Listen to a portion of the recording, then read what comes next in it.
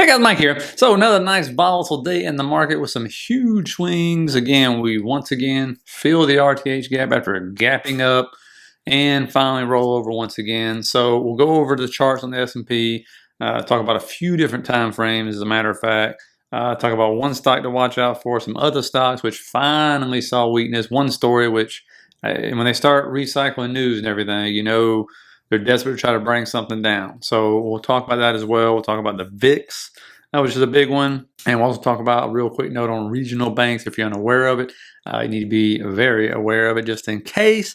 But I do want to ask you this. Like, this was circulating the other day.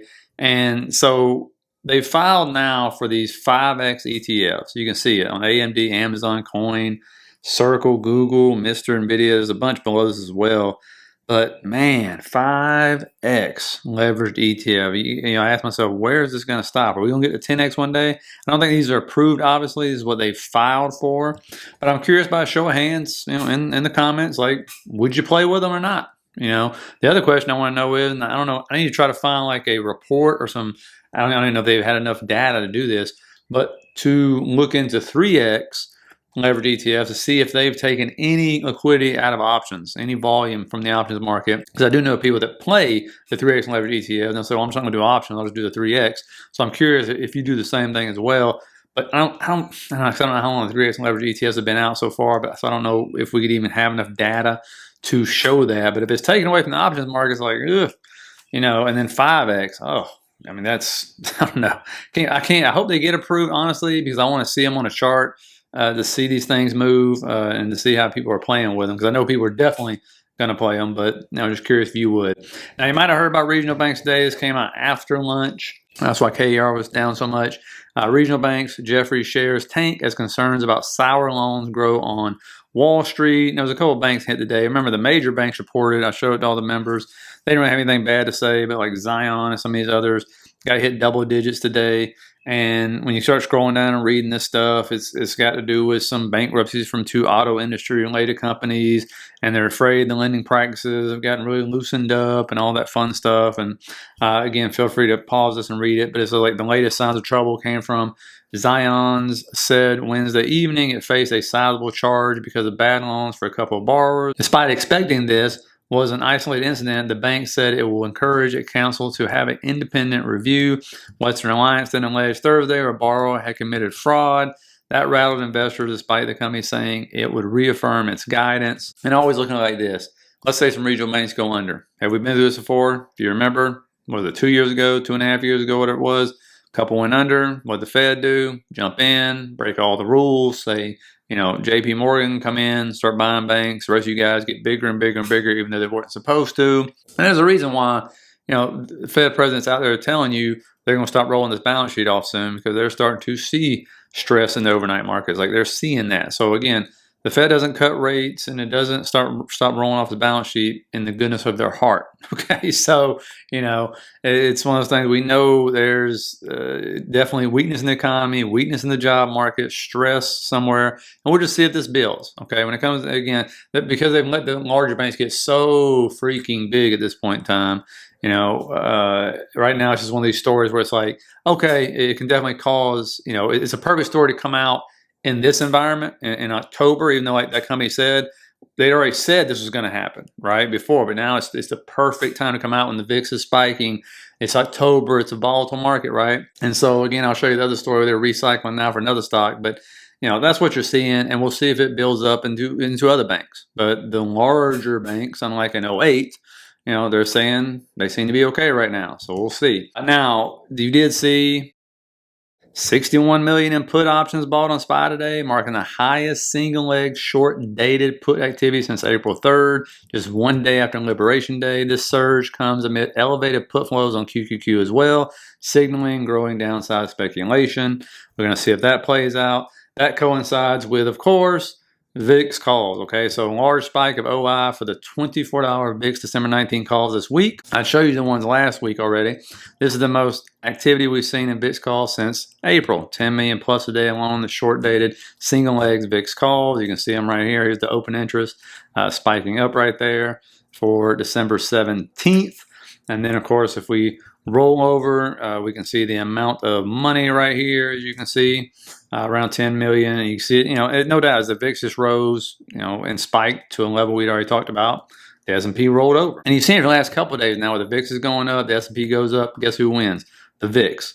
And you can see it hit that line. I told you, watch for 25.31. And so we're going to keep these support resistance lines in here again. I wouldn't tell anybody to try to chart the VIX, but we'll just keep them there because they seem to be working. If that breaks, watch for 29.72 next. If not, if we get some weakness, come down to 22 and then maybe 20. Okay, but definitely if you want this market to move back up, you got to have the VIX subside. And it was just consolidating right there, right? And this is what we're looking for on the S&P. You consolidate. You're either going to break out of that range or break below it. That's what we're waiting for in the S&P. We're still stuck in that huge red weekly candle. I was telling members, you can see we were wedging. Okay, that's exactly what we've been doing all week long. That wedge broke to the downside today.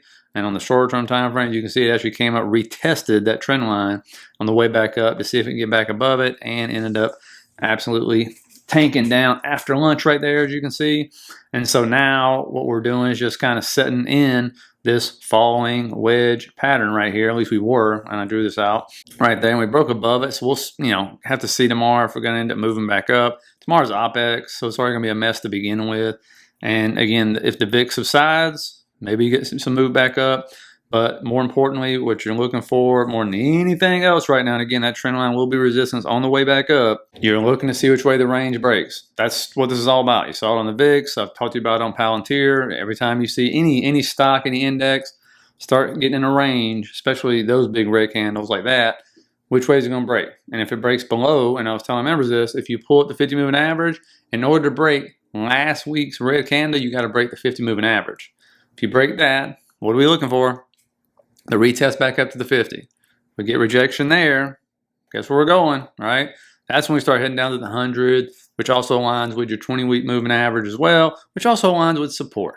Okay, so that's what we're looking at. Now, if we don't break down below that, okay, maybe we come down even test the 50 if we get a bounce up because we didn't get a true test during regular trading hours, get a bounce up, and then we start heading in because, again, we're only 2 weeks away from November, right? Maybe we have a bad November. It's rare to have it, but it could happen. But again, it's the most bullish month of the year. So and it's hard to believe that, God, it's already October 16th. I feel like we just started October or something. It's crazy.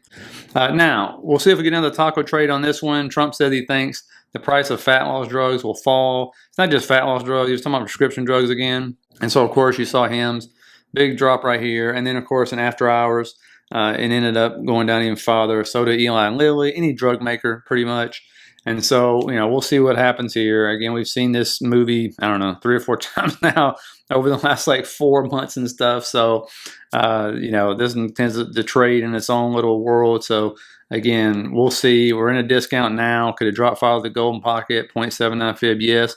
And if it holds that trend line, holds this area right here, then you're good to go. We just got to wait and see. And in any moment, you could have him tweet something else about it. So, now, one thing you saw today was all these high beta stuff like RGTI, right? They're starting to challenge that 9 EMA, starting to challenge that trend line, which I talked about in Saturday's video.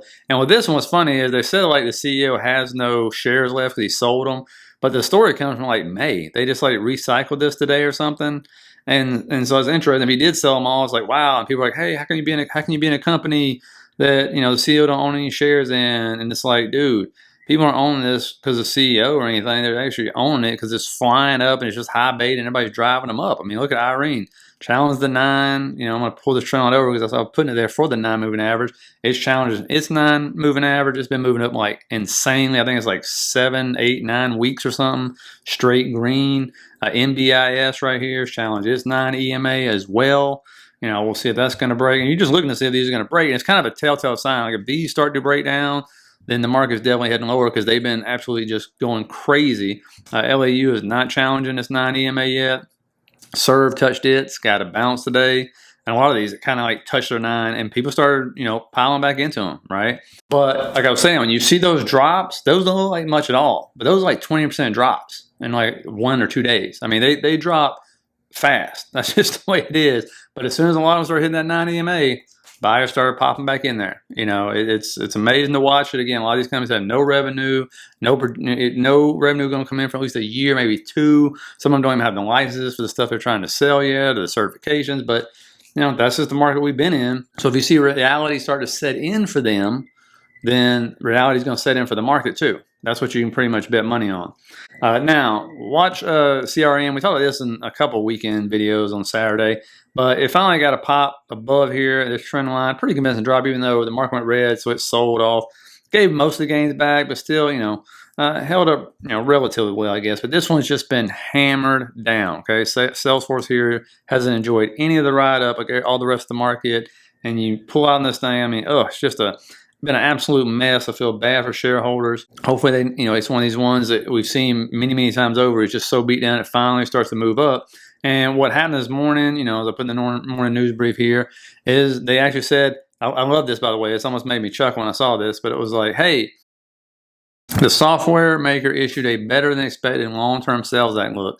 The company said it expects revenue to surpass $60 billion in 2030. So it gave a guidance for 2030. I was like, okay, comfortably ahead of the level forecast by analysts. It also projects revenue growth of about 10% annually for 2026 to 2030 fiscal years, boosted by Agentforce software, which automates customer tasks and business processes. Coming in today's session, the stock had lost nearly 30% of its value so far this year amid concerns that competing AI software could slow adoption of the company's Agentforce platform. And just FYI, what makes the stock go up faster than anything? Laying people off. Nestle said, hey, we're laying 6% of our workforce off going up to 2030. About 16,000 people, and the stock popped like 8 or 9%. So I always love how that works. And so the lesson here is, when you don't get a bump off the OpenAI partnership you just announced, come out with some projection for 2030, and then maybe you get a pop. Okay, so they did it. We'll see if it holds up. If the market rolls, guess what? They're rolling right with them, okay, because they already haven't been strong to begin with. So, and they're not some kind of defensive play or anything else, not a staple. And so if the market starts to go back up, then, watch out for them, watch out for PayPal and a few others. Now, the earnings tomorrow, you have more regional banks. You have American Express. State Street, there's been all kinds of rumors about State Street today, by the way. I don't know if any of them are true. Let me know in the comments if you heard anything about them being something like short gold, long Bitcoin, or some mess. I don't know. I've read all kinds of crazy stuff on this one. Now, data, we were supposed to have data, but again, government shut down. So all this data, not going to happen. You'll have like building permits, housing starts, I believe, coming out, and that's about it. So really nothing. Just remember it's OPEX tomorrow. So we'll see what happens when we finally start getting this data out, how the market wants to react, because you can't imagine it's going to be good or anything. But again, we'll see. Don't forget to put your questions in the comments for Saturday's video. Thank you by hitting that like, subscribe button. Matter of fact, don't think about it, just do it. I appreciate it. And my sign up for that membership, less than McDonald's combo at $7.99. That's everything you get with it. Just hit the first link down in the bottom of the description, and I'll see you guys Saturday.